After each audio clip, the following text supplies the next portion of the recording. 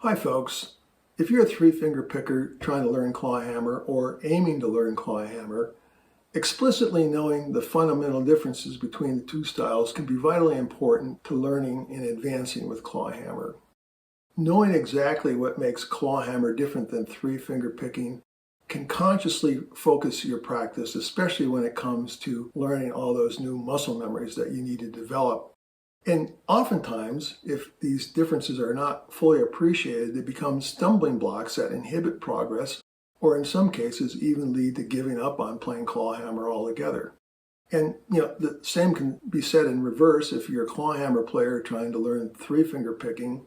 If you don't appreciate the uniqueness of the three-finger style compared to Clawhammer and what makes it different, and what are the muscle memories that you need to develop, you can end up not making much progress or just giving up on the whole project altogether. So either way, knowing what you're up against, knowing the challenges that you're facing, knowing the muscle memories that you need to develop can help you expand your stylistic approach to the five-string banjo. In this video, I'm going to look at 5 fundamental aspects of Clawhammer that make it different than three-finger picking. And these differences are all in what we're going to do with our picking hand or our stroking hand, as we say in Clawhammer. Don't need to focus on what we do with our fretting hand so much because things aren't so much different up here. All the differences fundamentally come in what we're doing here, whether we're picking or stroking, three-finger versus Clawhammer. So with that said, let's just jump right in and take a look at these 5 fundamental aspects of Clawhammer that make it unique compared to three-finger picking. Well, first off, Clawhammer is a two-finger style. Fundamentally, it's going to involve using your thumb and then one of 2 fingers, usually either your index or your middle finger. Clawhammer player world is probably equally split between those who use their index finger and those who use their middle finger, and it's really just a matter of personal preference. For myself, I prefer to use my index finger, but I can also play with my middle finger. Other people prefer their middle finger, and it works just as well. It just depends upon what you like and what seems most natural and best for you. Now, when we do brushes, typically we're going to brush down with a couple fingers, maybe 3 fingers, so we're not strictly using one finger there, although I'm sure there are Clawhammer players that use just one finger to brush down. So, there are exceptions to this rule, but the norm when we're playing single strings is to use a finger and then your thumb.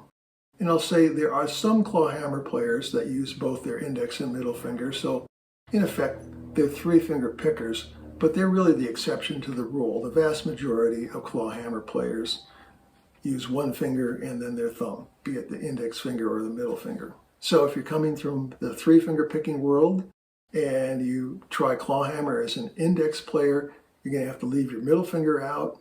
Or if you think, I like Clawhammer best with my middle finger, you're going to have to learn to leave your index finger out of it. So there's a bit of a learning curve on all that, retraining your fingers what to do. Second, Clawhammer is what we would call a finger lead style. And to understand that, let's for a second take a look at a measure of 4/4 time with a series of eighth notes filling up the time.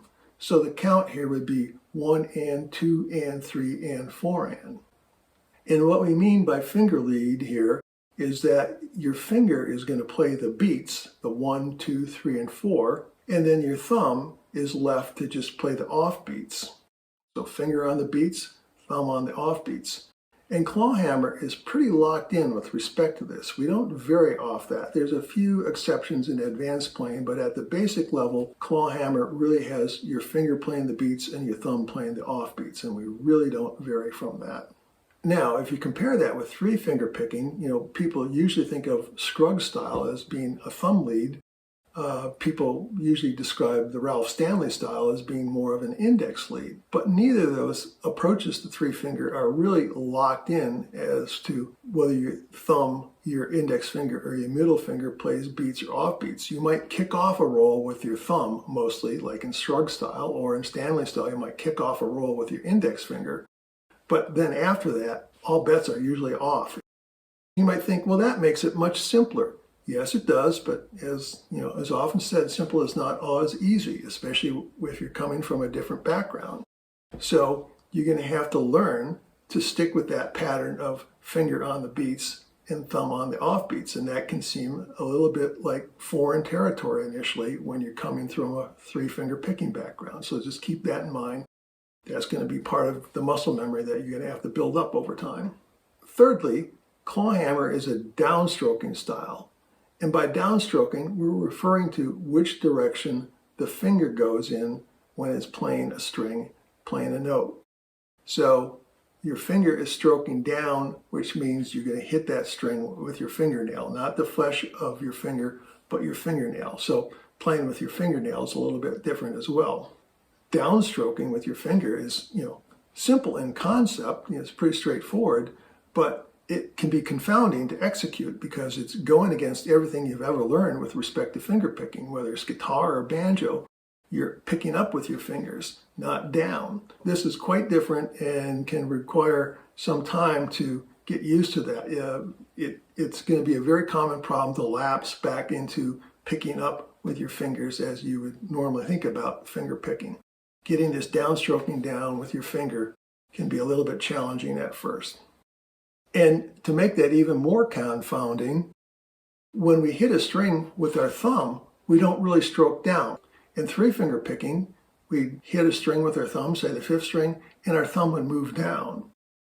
Not in clawhammer. In clawhammer, our thumb really pops up off the string. So downstroking refers to what your finger is doing, but when it comes to your thumb, you're not downstroking, you're popping up off the string, be it the fifth string or some other string. So really screwy compared to three-finger picking. A lot of muscle memory to develop here, and I'll develop this a little more as we get to points 4 and 5 here. Well, speaking of point 4, clawhammer is what I would call a freehand style.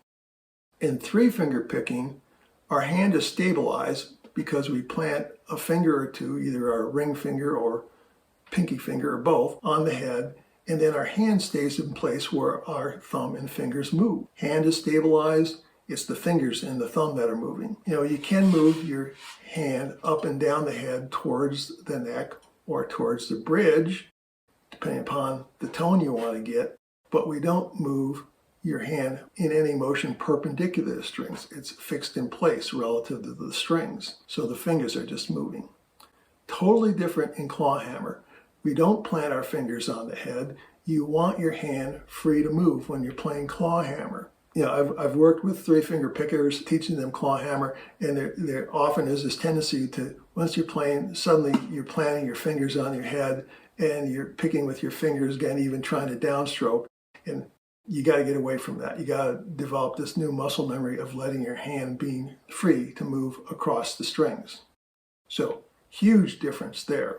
And this leads us to our fifth point of clawhammer is basically a style in which the thumb and the finger are going along for the ride. And this is a really crucial aspect of clawhammer. Again, in three-finger picking, the thumb, the index finger, and the middle finger are all what I would call independent agents. Your hand is planted, it's stable, and your fingers and your thumb are moving. I can pick the fifth string with my thumb without moving either of my fingers, or I could pick the first string with my middle finger, and my index finger and thumb doesn't move. But that's not how we approach clawhammer. It's totally different. Your finger and your thumb move together when you're playing clawhammer. They don't move independently. And you might say, how can that be? How can we play the strings? How can we play beats and offbeats if we're not moving our thumb and finger independently? Here's the really important thing. Your arm is the driver in clawhammer. Your arm and your hand move, and as I said, your finger and thumb are along for the ride. So think of this. Your arm goes down on a beat and it comes up on the offbeat. Think again of that eighth note grid that we looked at initially.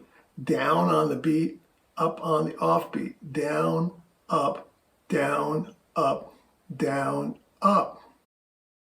As we go down, your finger strikes a string. It's a downward motion. It's a downstroke.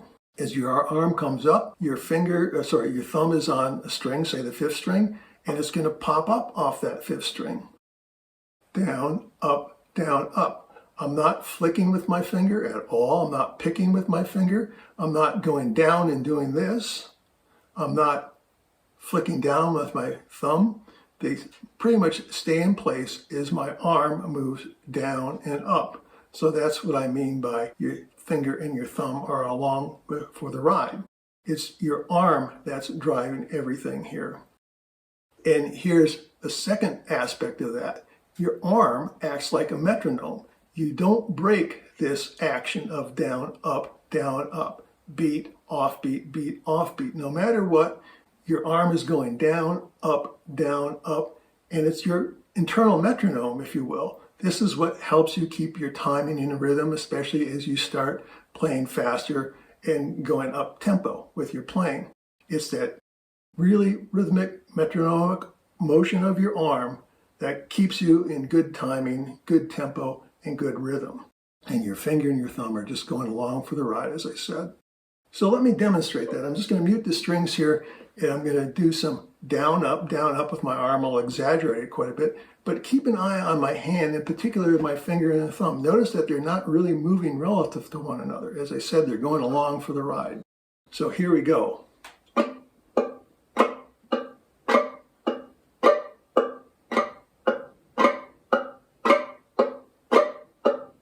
So I was just playing strings 1 and 5 there, 1 with my finger, 5 with my thumb, and there really wasn't any significant motion between my finger and my thumb. You know, my thumb flexes a little bit, but my finger is just literally going down with my arm. I'm not doing this. I'm not flicking out with my finger. My finger is staying curled up in that claw position, and it's just going down with my arm, and then my thumb is coming up off the 5th string. Down, up, beat, off beat, beat, off beat. And there's my metronome. In fact, it kind of sounds like a metronome, doesn't that annoying click, click, click, click sound? This is really, really essential to getting Clawhammer right. Don't flick with your finger, don't pick with your finger, don't flick with your thumb, don't pick with your thumb. Let your thumb and your finger go along with the ride as your arm moves down and up in that very regular metronomic motion. And by the way, some people are more wrist players rather than moving their arm. And by the way, I'm an arm player. I usually use the armrest as my fulcrum point. If you look again at what I was doing, this is really the fulcrum point for my arm. You know, I'm flexing muscles up here as well, but this is the fulcrum point if you're playing from your arm. Some players are more wrist players. They do this. I flex my wrist, but it's all part of my arm motion. But some players don't move their arm so much and they just move their wrist.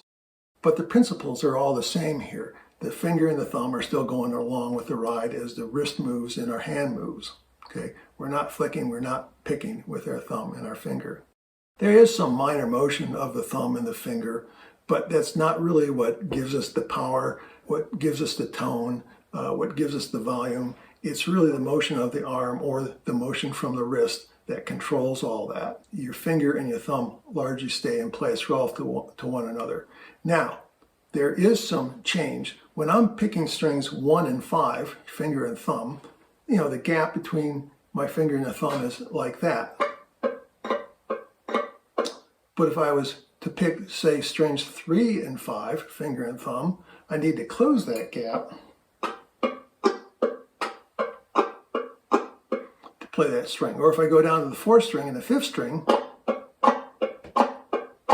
that gap is really, really small. So I do change the distance between my thumb and my finger as I play different strings with my finger. Or if I say use drop thumb and I go from the 5th string down to some other string with my thumb on an offbeat. So that gap will change depending upon what strings I'm playing. But again, I'm not really flicking with my thumb or flicking with my finger. I'm just changing that gap as my arm goes down and up and down and up, okay? Of all the 5 points, this is probably the most important thing to get right about Clawhammer, and it's so different than 3-finger picking that you may have to work on it for a while. You know, it's one of these things that you start off right, you're doing fine, and then you start playing a song and start thinking about fretting notes up here, and then you lose track of what you're doing here, and next thing you know, you're back to doing normal stuff that is part of three-finger picking. So expect that to happen and just refocus what you're doing and get yourself back on track with this down, up motion of your arm and your finger and your thumb going along for the ride. It can take some while to get that right, but slow, steady practice will get it there for you. There you have it. There are other differences between clawhammer and three-finger picking, but I think these are the big ones, especially when it comes to what we're doing with our picking or our stroking hand.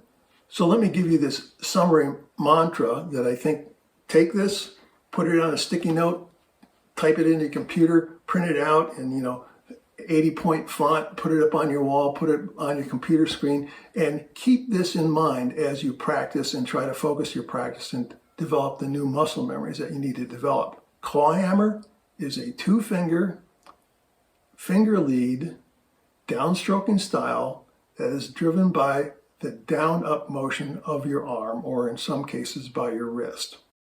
That, in essence, is what you need to achieve. So embed that knowledge in your practice, focus on the new muscle memories that result from these fundamentals, and think about what makes clawhammer unique compared to three-finger picking. And just like with learning three-finger picking, allow yourself whatever time you need to develop these fundamentals. Take it slow, do lots of repetitions, keep to the basics when you're starting off, and in time all this is going to pay off and accelerate your progress as you move along. Give it some time to develop these new muscle memories and you'll get there. Don't give up. All right, that covers everything I wanted to go over today. So no matter what style you play, just have fun and keep on picking.